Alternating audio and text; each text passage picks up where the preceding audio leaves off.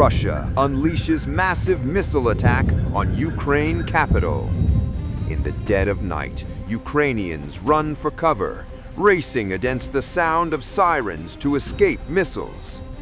Above the capital, Ukraine's air defenses roar into action, intercepting enemy drones in the sky over Kyiv as explosions echo. Just shortly before 2 a.m., in the dead of the night of December 27th, Russian forces launched one of their fiercest attacks on Kyiv, firing several Kinzhal hypersonic missiles, 4 Iskander ballistic missiles, and a group of Kalibr cruise missiles in a massive coordinated back-to-back strikes. Amid the bombardment, air raid sirens screamed, "Stay in shelter." Ukrainians fled their homes, racing underground as metro stations turned into life-saving bunkers. Children wrapped in blankets, parents clutching phones, families slept on cold floors. Metro stations instantly transformed into underground lifelines. In a post on Telegram, Kyiv Mayor Vitaly Klitschko said, "Explosions in the capital. Air defense forces are operating. Stay in shelter."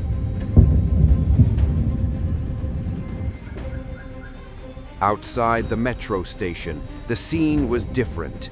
AFP journalists in Kyiv heard several loud explosions, some accompanied by bright flashes that lit the horizon orange.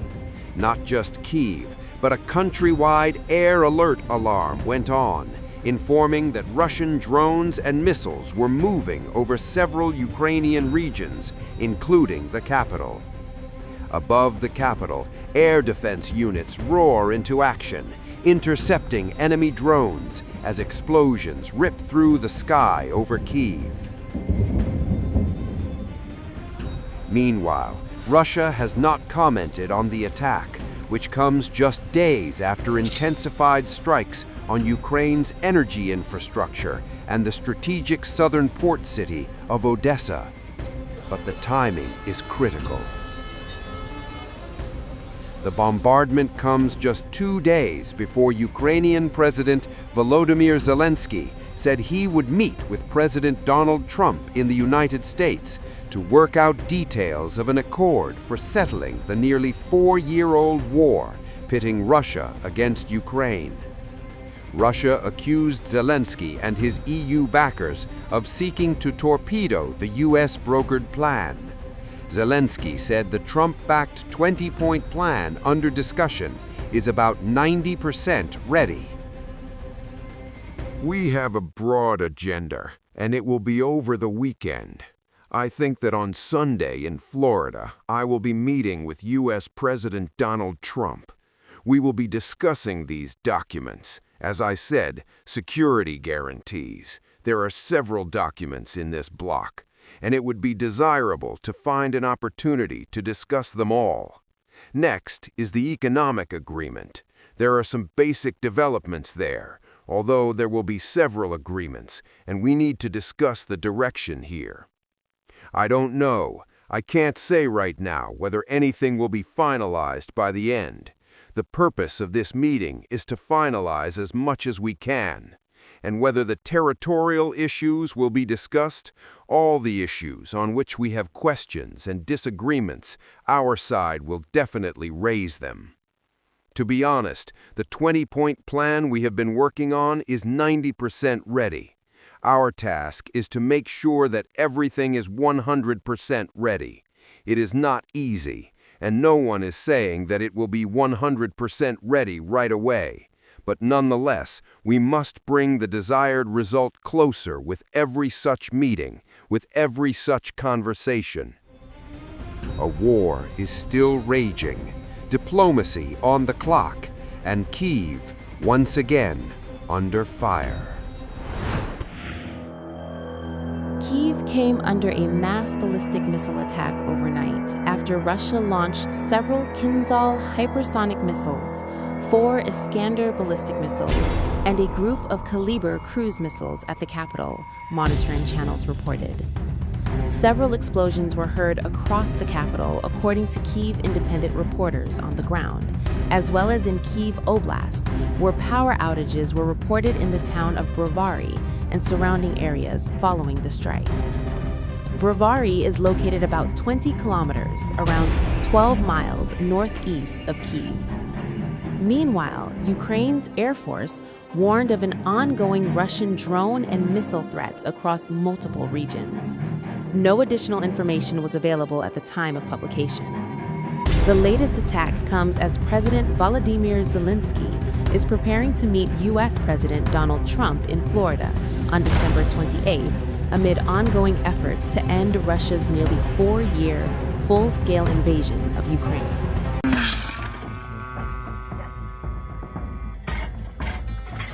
In a series of videos released by the Russian Defense Ministry, Moscow says it has launched a sweeping military response to what it calls Ukrainian terrorist attacks on civilian targets inside Russia.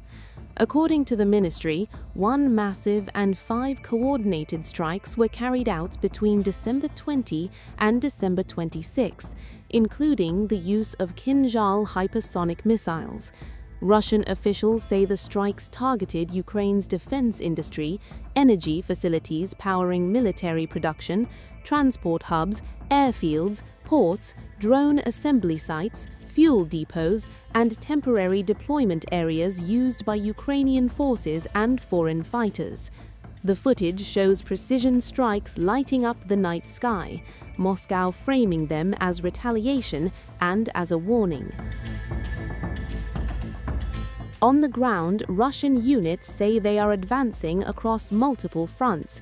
In Zaporizhia, the Defense Ministry reports that forces from the Vostok Group pushed up to 4 kilometers deep, taking control of the settlement of Kosovtsevo and surrounding territory, creating what Moscow calls a new bridgehead for further offensive operations.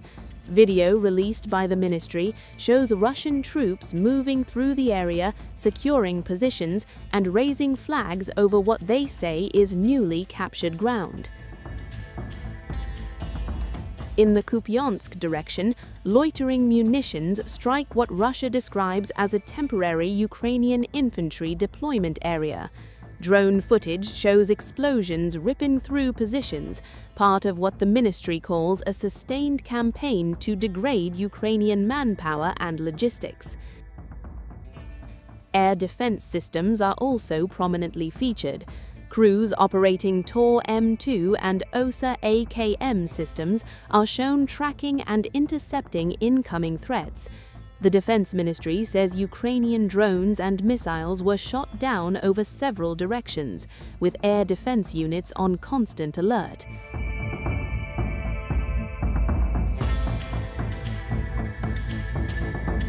Unmanned aerial warfare dominates the battlefield. Drone teams from multiple Russian formations are shown targeting Ukrainian positions near Orekov, Guliai-Pole, Grishino, and Krasnoarmeysk. FPV drones strike vehicles, engineering equipment, and ammunition depots. Moscow portraying the footage as evidence of technological dominance and relentless pressure. In its weekly report, the Russian Defense Ministry claims multiple settlements were taken under control across Sumy, Kharkiv, Donetsk, Zaporizhia, and Dnipropetrovsk. It says Ukrainian units suffered heavy losses across every operational group: Siva, Zarpad, Yug, Center, Vostok, and Dnieper, with thousands of troops killed or wounded, tanks destroyed, artillery silenced, and logistics hubs wiped out. Among the claims, the destruction of Western-supplied equipment, including US-made Abrams and German-made Leopard tanks. Air defense statistics released by Moscow list intercepted Storm Shadow missiles, HIMARS rockets, guided bombs, and more than 1,000 unmanned aerial vehicles in a single reporting period. And since the start of what Russia continues to call its special military operation, the ministry claims staggering cumulative losses for Ukraine: aircraft, helicopters, drones, armor, artillery, and support vehicles. These videos offer a tightly controlled window into Moscow's narrative of the war, one of retaliation, territorial gains, and sustained pressure across the front. But as the fighting intensifies and claims mount on all sides, the reality on the ground remains contested, and the conflict shows no sign of slowing down as the year draws to a close. Overnight, Russia's drone war strikes deep into Ukraine's lifelines: ports, ships, and railways. Southern Ukraine and the country's northwest came under sustained attack as Russian drones hit critical civilian infrastructure. According to Ukraine's Deputy Prime Minister for Restoration and Minister for Communities and Territories Development, Oleksiy Kalibr, Russian forces launched continuous overnight strikes on ports in the Odessa region. The attacks damaged grain elevators, civilian warehouses, and port facilities. Foreign-flagged vessels were also hit.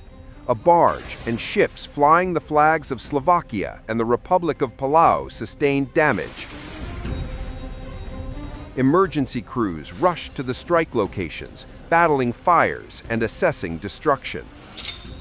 Parts of the affected areas experienced electricity disruptions, though repair teams are already working to restore power.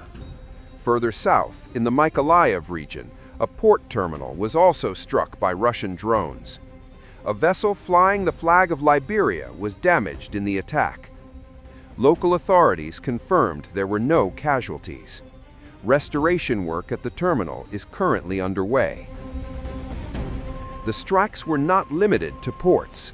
In Ukraine's Volyn region, Russian drones hit rail infrastructure. At the Koval railway station, damage was recorded to a locomotive and a freight wagon. Blast waves shattered windows at a locomotive depot workshop. Railway workers from Ukra-Zalintnitsa are now dealing with the aftermath and repairing the damage. Despite the ongoing drone attacks and mounting destruction, Ukrainian officials say the country's logistics system continues to operate.